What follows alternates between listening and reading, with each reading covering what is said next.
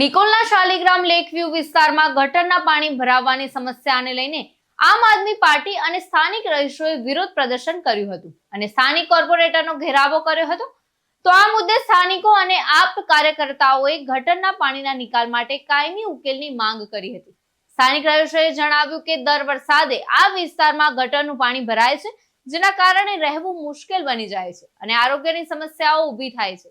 ત્યારે આપે આ મામલે અમદાવાદ મ્યુનિસિપલ કોર્પોરેશનની નિષ્ક્રિયતાની ટીકા કરી અને તાત્કાલિક પગલાં લેવાની માંગ કરી। કોર્પોરેટરે આ મુદ્દે ચર્ચા કરી અને સમસ્યાના નિરાકરણ માટે યોગ્ય પગલાં લેવાનું આશ્વાસન આપ્યું હતું। મહેશ કાપડિયા। મહેશભાઈ, તમે કઈ જગ્યાએ રહો છો?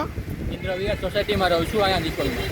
અને તમે આજે પ્રશ્ન છે પાણી ભરાવાનો, એ કેટલા સમયથી તમે ફેસ કરો છો? 4 થી 5 વર્ષ આ પ્રશ્ન છે પાણીનો ભરાવાનો। જે ગટરના પાણી છે એ રોડ ઉપર પાણી છે ગટરમાં જ આવે છે, એટલે ગટરના પાણી છે રોડ ઉપર આવે છે અને વગર વરસાદે અમે જોયેલું છે ગોઠણ ગટરનું પાણી સામેના રોડ પર ભરાયેલું છે, આ રોડ પર ભરાયેલું છે અને બાજુમાં કીચડ જામી ગયો છે કાદવના પાણીમાં, ગટરના પાણીમાં।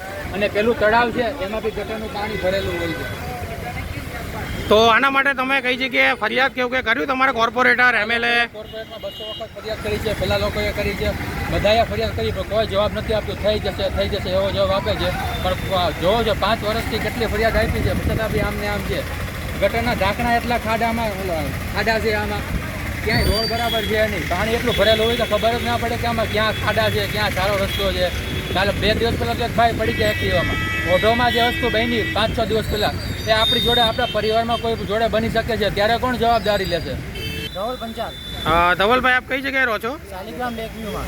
અને શું પ્રશ્ન છે તમારો આ પાણીને લઈને? પ્રશ્ન એવો છે કે 5 વર્ષથી રહું છું અહીંયા, વગર પાણીએ ગટર ઉભરાય છે, વરસાદમાં ખરાબ સ્થિતિ હોય છે। અહીંયાથી ધંધાવાળા, નોકરિયાત બધાને હેરાન થાય છે, નાના છોકરાઓ હોય, મહિલાઓ હોય, બધાને નુકસાન થાય છે। બાજુમાં સ્કૂલ છે, છોકરાઓ હેરાન થાય છે, છોકરાઓના મા બાપે હેરાન થાય છે। અહીંયા 7મા માળ સુધી ગંધ મારે છે, બરાબર છે, રોગચાળો ફેલાય છે, સામે તળાવ ઉભરાય ત્યારે બહુ પાણી અતિશય વધી જાય છે, બરાબર છે, ઘરમાં બી ગટરો બેક મારે છે। તો એના લીધે રોગચાળો ફેલાવાનો ભય રહે છે। હા। અને આના માટે તમે કઈ જગ્યાએ ફરિયાદ કરી, અરજી આપી? કોર્પોરેટરને ફરિયાદ કરેલી છે, મ્યુનિસિપાલિટીમાં અહીંયા આપણે જે ઝોન લાગે ત્યાં બી ફરિયાદ કરી આવ્યા છે। એ લોકો એમ કહે છે કે બધું થઈ જશે, તમે ધીરજ રાખો, પણ હવે ધીરજ ખૂટી ગઈ છે। બરાબર છે। અને તમે કોર્પોરેટરને રજૂઆત કરવા જાઓ ત્યારે કોર્પોરેટરનું શું કહેવું હોય એ છે? લોકો એમ કહે છે કે ભાઈ શું કામ મકાન અહીંયા રાખો છો, કે સારી જગ્યાએ રાખી રાખો મકાન। બરાબર એમ છે। કહે છે કે અમે જવાનું ક્યાં, બરાબર છે, મકાન વેચી મારવાના કે? બરાબર। કોમલ જેઠવા સાથે ચક્રવાત ન્યૂઝ, અમદાવાદ।